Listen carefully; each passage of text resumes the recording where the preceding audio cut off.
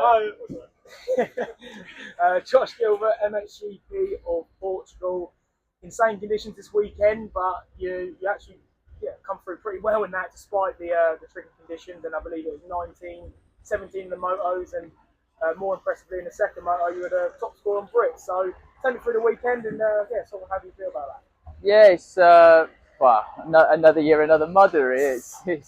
It wasn't actually quite so bad this year as last year. I think because they prepped it slightly different. Yeah. So they left it hard on Saturday, which it was a bit like a road to start with on Saturday, but they definitely did the right thing because there's a rain coming.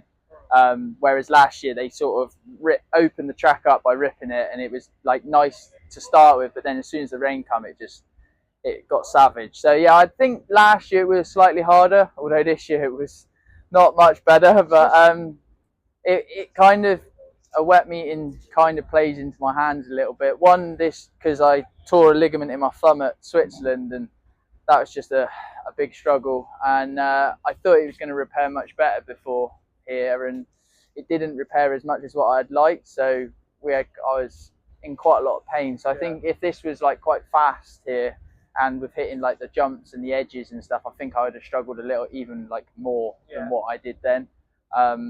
And not only that, when it's wet, it's kind of a little bit of a leveler for the bike, because we're on completely stock bikes. So when it's just literally survival and a mud fest, it's it's not so much to do with the bike, and just get clean, like stay clean. I stay out of trouble. I binned it twice in the first race, and then still crashed again in the second race.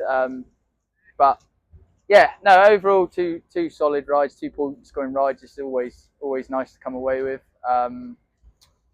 The second race, I didn't actually think I was going to make the start. I did sighting lap on my spare bike, and I wondered what happened. I just saw you coming down the gate. I was like, I didn't really look. Yeah, so I did the sighting lap on my spare bike to try and keep the race bike as clean as possible, and then when we come in, the batch or something had gone wrong with the race bike. So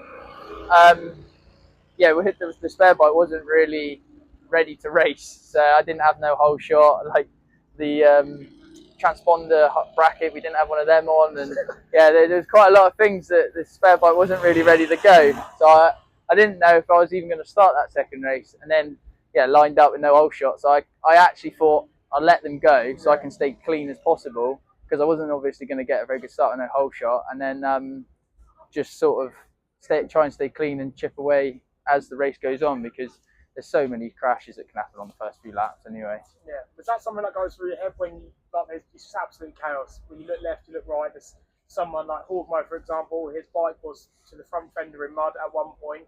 Is that something in the back of your mind that especially letting people go in the start and sort of just trying to ride your own race? Are you kind of not hoping for it, but expecting that there's going to be a couple problems and people who aren't really riding with their heads so much? Yeah, that's it.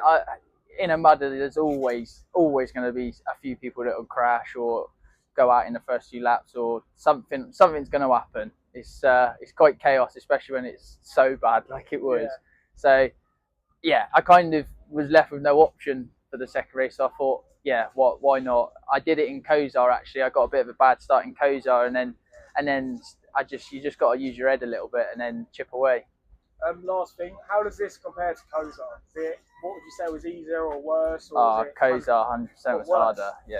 Really? How come? Stickier? Like far stickier. It looked like it weighed the bike down a lot more on Kozar. Yeah, and it was really grabby. Like in Kozar, it would just take your front end and you'd have to go with it. Whereas here, there was a hard base to it, so it only did go down so far. All right, I know in places it was quite sloppy, but then the slop would move if you did go through it.